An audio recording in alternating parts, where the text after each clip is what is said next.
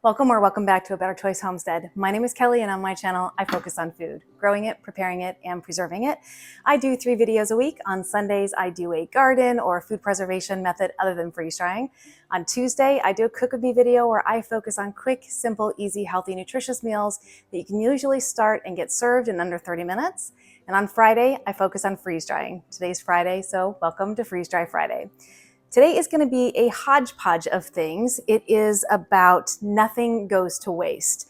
So I have pre-frozen just a bunch of odds and ends things over the last couple of weeks. As I cleaned out my refrigerator or had some extra things that I didn't want to go to waste. So we're going to get them into the freeze dryer all together. And then some of these I will rehydrate as soon as they're done to show you my process for that. So let me bring you down and show you what we've got. Over here, I have some peas. I just recently did 4 trays of peas. I made some more, so this is just peas. Over here, I have some egg roll in a bowl. This is a favorite in my family, but I had made it 2 or 3 times pretty close back to back. And so I did not want this to go to waste, and people were a little tired of eating it. So we freeze dried it. I will show you how I rehydrate this. And I will also pop a video up here of this recipe. This is fantastic. Total crowd pleaser. Over here, I have just some fish and vegetables that, fish I have a 2-day rule on in the refrigerator. So if it doesn't get eaten, I get it freeze dried. This freeze dries beautifully. It rehydrates beautifully. I will rehydrate some of this fish. I also used black beans for something. I canned them myself and I needed just a few black beans and I knew I wasn't going to be getting to the rest of that jar. And so rather than let them go bad, I freeze dried them. My favorite way to store these, which I can do on video, is to just powder them down. And that makes it so simple to rehydrate when you do want like a creamy black bean dip or creamy beans to put inside of a burrito or something like that. So we'll get those powdered down. And over here, I have my dill for the year. I just recently used some of this in a recipe and then froze the rest, and I will get this freeze dried. Normally I don't pre-freeze my herbs, but since I hadn't recently harvested any that I could do these with fresh, I went ahead and froze these. So let's get these over to the freeze dryer and let's get freeze drying.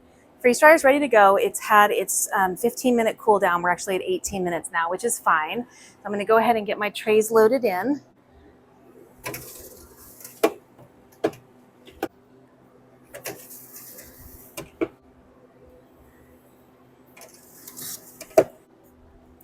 And for the dill, I am going to just be putting this in here with the rest of the food, even though normally on herbs I would lower the drying temp to 95 degrees. But I'm not trying to make sure that I preserve any of the medicinal properties in the dill, and the flavor's not going to be affected by doing it at the standard temperature, so I'm okay with that decision. So I'm just going to close the door and then close the drain valve, and then press continue on the machine. This is going to go into the freezing cycle now, which won't take long because this is frozen. Then it's going to go into the sublimate phase where it's going to extract all of the moisture from the food in the form of gas, bypassing the liquid stage. And it's going to trap that as ice on the inside of the drum. Then it's going to go into a drying phase and then an extended drying phase. I have mine set, I think right now at 10 hours extra dry time. I think that will be enough, but we will double check before we package these up. So I will bring you back as soon as we're at that step. 41 hours later and we were done. This was actually going to finish about 10 hours ago, but that was going to be in the middle of the night. So I just threw some more hours on so that I could sleep. So all I need to do is open the drain valve to vent. And you want to do this slowly, because you don't want to get a rapid influx of air that might blow some things around, like my dill. And now that the pressure has been released, I can go ahead and open this. I know the dill is done. Thoroughly dry. That's just going to go into a glass jar. And it still smells fantastic. And it does not smell fishy, even though I had fish in here. Next, we have the fish and the beans. I know everything's going to be totally dry. The beans I'm going to powder down. The fish I'm just going to put in Mylar, but I'll rehydrate a piece to show you how I do that. Then we've got this amazing egg roll in a bowl. I seriously hope you give this a try. It's utterly delicious. And we've got our peas. So let's get everything into the kitchen and get it packaged up. First up, we are going to package up our egg roll in a bowl, and I'm just going to put this into some Mylar. So I'm just going to use a 1 gallon Mylar bag, but I'm going to set some aside here so that we can rehydrate that and see how well that works out for me. This is an amazing recipe. It is so good.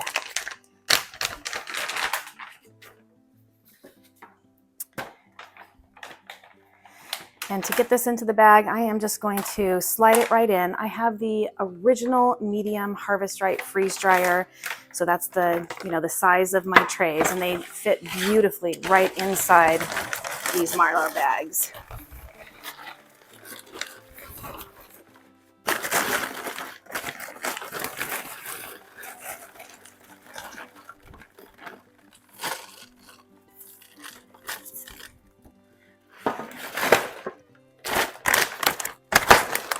Got about half the bag filled here, which is perfect. And then I'm just going to get an oxygen absorber in there. This is a 300 cc oxygen absorber. And then you just want to close the jar tightly to keep your oxygen absorbers fresh. Zipper it closed. I do it almost all the way. I press the air out as much as I can. Fully seal the bag. And then you have to heat seal it because this is going into long-term storage. A zipper seal is not good enough to ensure longevity. So I have an impulse sealer here. I have it set to 6. This is a 6 mil Mylar bag. And then I'm just going to put it on the heating plate with the tear notches towards me so that when I do tear the top of the bag off, it rips off the heat seal and keeps the zipper intact so I can reseal it if I don't use all of the contents. As soon as this little light in the front here goes off, that's sealed. I just have to write on here that this is egg roll in a bowl. So freeze-dried egg roll in a bowl.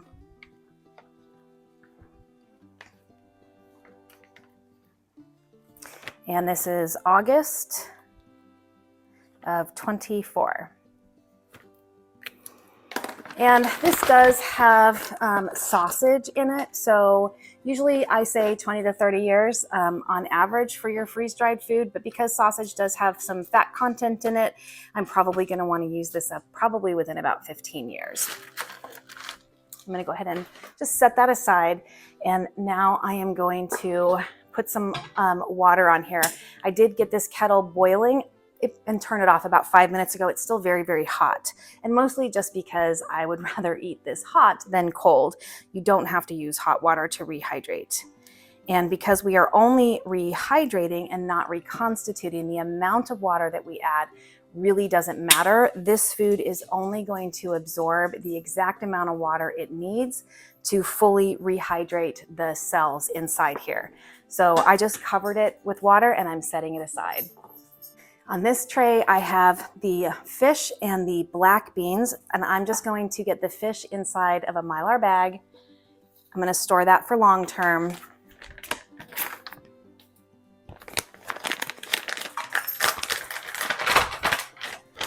Keeping out a piece that I can rehydrate here this morning, just a little piece. And these just come right off the tray. So easy to package this up. Of course, my hands are clean and dry.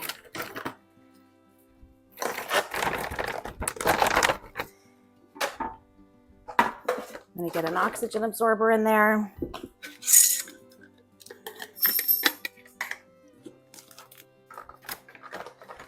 Get that closed up right away.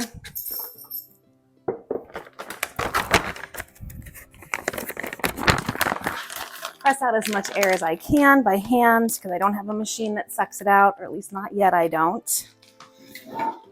And then heat seal it.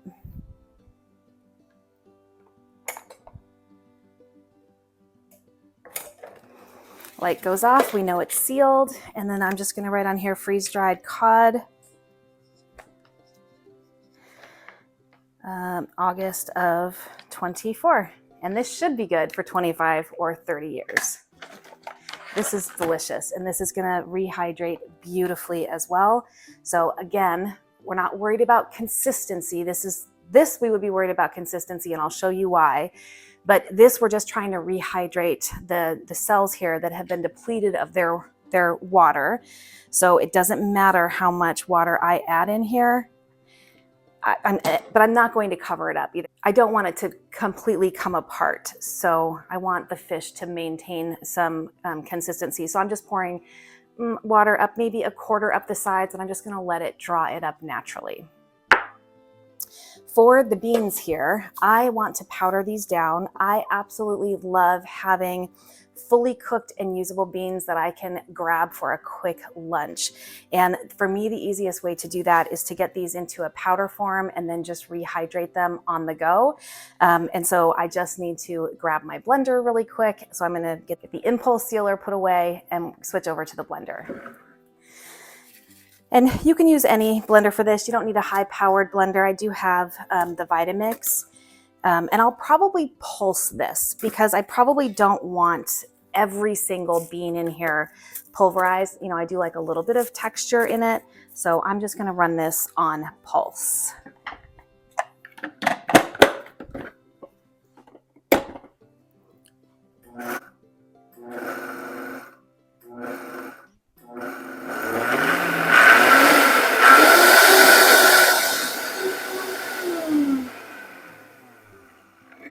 All right, it didn't want to pulse, so we just ran it on low, turned it up really quick, and then turned it back down. And now I'm going to pour a little bit of this into a cup so I can show you how to reconstitute this. So just a little bit in here. And the rest I am going to pour into a mason jar and just keep that in my cupboard. And that will be an easy go-to for a quick wrap or burrito, or, you know, just anything I want to add some extra protein to.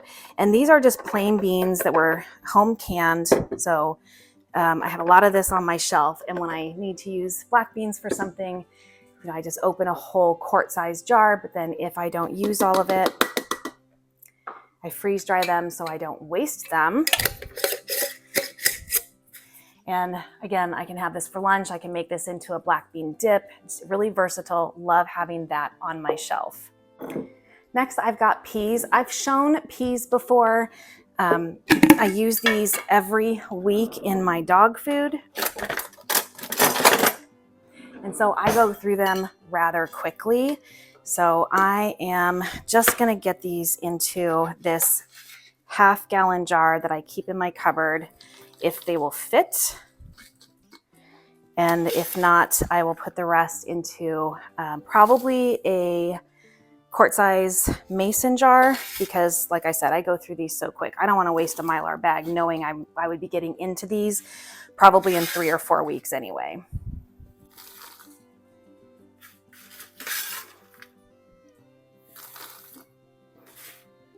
That's about as long as 1/2 gallon jar lasts for me. My dogs love peas. Molly's at my feet right now trying to scoop up anything I might drop. I might be able to get these to fit.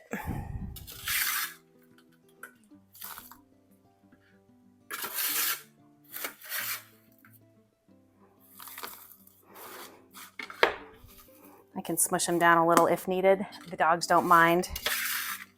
If they are mashed peas versus whole peas,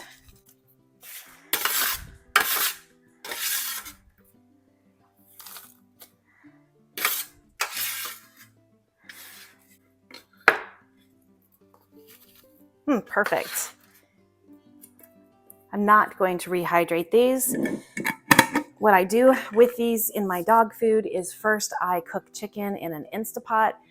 I reserve 2 cups of the chicken broth that is created while you make the chicken to make rice, quinoa, barley, millet, some sort of a grain that I'll cook for the dogs as well. the rest of it to rehydrate the freeze-dried food. So I have chicken in a big bowl that I use, and I shred that down, and then I just add the vegetables. And the vegetables can be carrots, broccoli, summer squash, sweet potatoes, green beans, peas, zucchini. They love it all. So whatever I have on hand, I just add to the bowl and pour that chicken broth over the top to rehydrate it. It rehydrates beautifully for about the 6 minutes that it takes to cook rice or a different type of grain in the pressure cooker, and then I just marry everything together, and they absolutely love it. So this is a standard go-to for me to boost my dog's nutrition and dog food flavor. All right, next is the dill. I've got a mason jar here filled with dill. This is the last that I have of the dill that I freeze-dried from last year's garden. So I'm glad to be replenishing it. I'm gonna go ahead and, since this is just a very small amount, I'm just gonna dump this into the lid here so I can put the newer, fresher stuff on the bottom. There definitely is a color difference. The one from last year, it just looks browner. It just looks, more subdued versus the vibrant green color here on this fresh dill. And it smells so good. And like I said, when I made this, usually when I do my herbs, I would lower the temperature of the freeze dryer down, the drying temperature down to 95 degrees to make sure that I maintain the integrity of the nutrients and medicinal properties of herbs. But honestly, with dill, I'm really going for the flavor profile. I'm not adding this to my diet to supplement any nutritional needs that my body has. So I was okay running it with the rest of the food.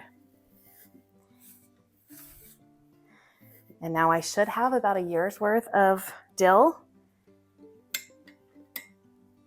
preserved.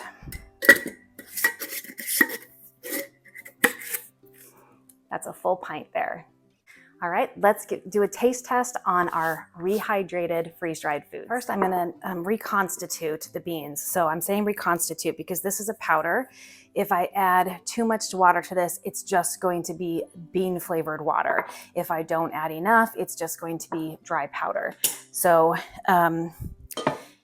it's a little tricky to know for sure how much water to add. And yes, I know that there is a weigh method you can try. I have tried that and it is not consistent. So I eyeball it. I start with just a small amount of water at a time and I stir that through. And as you can see, that was not enough water. So I'm just gonna add a little bit more.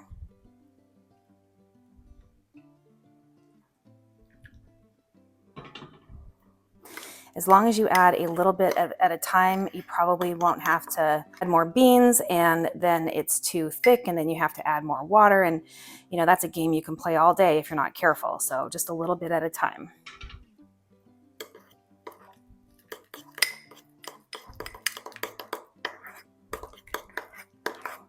I want to make sure that I don't have any dry bean pockets in here. So I'm just making sure I really run the spoon through here. But look at that.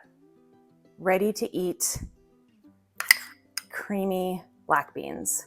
I'm going to set that aside for just a second and we are going to start with this egg roll in a bowl. And then we will try the fish. So I see a lot of questions asked on forums like how much water, how do you reconstitute, how do you rehydrate? You should know that meat and vegetables are only going to absorb the amount of water that they lost, and that's it. You can cover them, you can put them in a gallon of water if you want. They're only going to absorb as much water as they need to fully rehydrate. And we've been about 5 minutes here, I think, on camera. So let's just see if that was enough time for the sausage and this cabbage.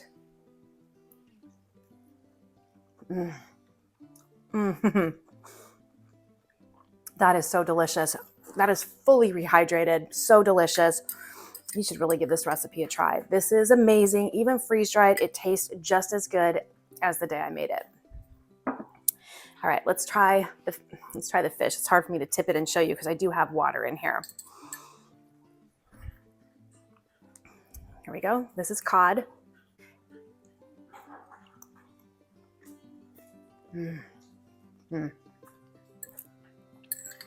Absolutely delicious, fully rehydrated, less than 5 minutes. I've got some vegetables in here with it as well.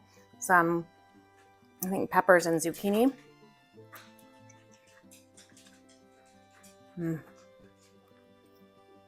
Tastes just like it did the night I made it. It's perfect. All right, let's give those beans a try. Now these are not flavored. These are just canned beans. I didn't use salt when canning these, so they're probably not going to be very flavorful, but let's see. Fully rehydrated, fully ready to go. I can totally turn this into a dip or a meal in less than a minute. So there you go. Cleaning out the fridge, making sure nothing goes to waste. You can put anything into your freeze dryer and get some longevity out of it. Add some peace of mind to your pantry. Thank you for joining me for another episode of Freeze Dry Friday. My name is Kelly. You are at A Better Choice Homestead, and I do hope you come back and visit again soon.